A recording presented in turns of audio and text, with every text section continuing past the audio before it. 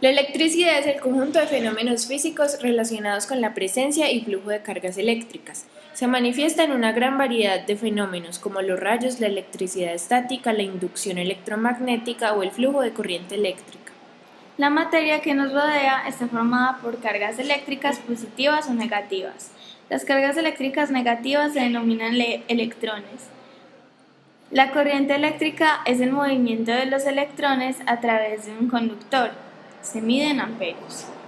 Un ejemplo de corriente eléctrica son los electrodomésticos, ya que trabajan con corriente eléctrica continua. Ahora hablemos de los conductores y aislantes. Los conductores son los que dejan pasar fácilmente electrones por su interior, es decir, dejan pasar corriente eléctrica con facilidad. Los que no se denominan aislantes. Un circuito eléctrico es un conjunto de elementos unidos de forma adecuada, permiten el paso de electrones. Está compuesto por un generador o acumulador, un hilo conductor, un receptor o consumidor y un elemento de maniobra. Va de polo negativo a polo positivo. El circuito de iluminación de una casa es un circuito eléctrico. Existen elementos de protección y de maniobra. Los elementos de protección son los fusibles que protegen los aparatos cuando hay subidas inesperadas de tensión. Los elementos de maniobra son los interruptores, los pulsadores y conmutadores. Los interruptores sirven para abrir y cerrar el circuito. Los pulsadores son elementos que al pulsarlos cierran el circuito poniéndolo en funcionamiento. Los conmutadores permiten modificar el camino que deben seguir los electrones. En ocasiones resultan muy útiles ya que al mismo tiempo que abren un circuito, cierran el otro. ¿Cómo se puede generar la electricidad? Se puede generar por medio de algunos elementos que son la pila, las células fotovoltaicas, el movimiento de imanes y el electromagnetismo. En una pila se genera electricidad de manera natural cuando dos metales diferentes se sumergen en un líquido conductor.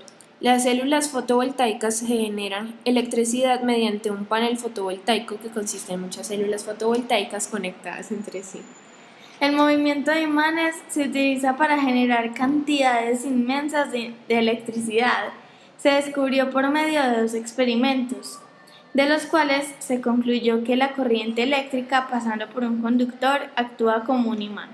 Un imán en movimiento genera una corriente eléctrica.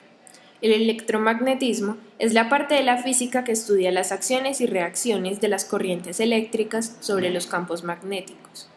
Ahora hablemos de efectos de la corriente. La energía eléctrica se puede transformar en otros tipos de energía, como por ejemplo, la energía eléctrica se transforma en energía calorífica cuando los electrones en movimiento chocan con los átomos del metal del que están hechos los conductores y, debido a ello, se calientan. Efecto Joule.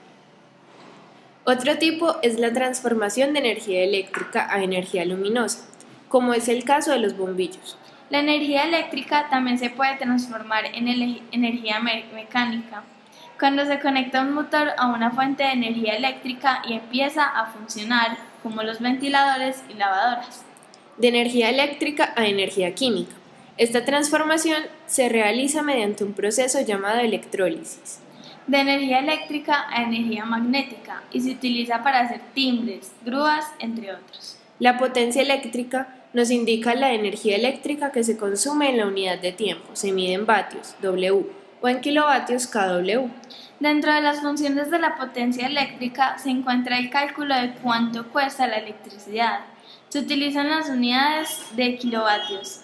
En la actualidad, un kilovatio por hora cuesta en Colombia aproximadamente 355 pesos. En conclusión, la electricidad es un elemento que nos puede ayudar a utilizar y a mejorar las tecnologías en nuestra vida diaria. Gracias por su atención.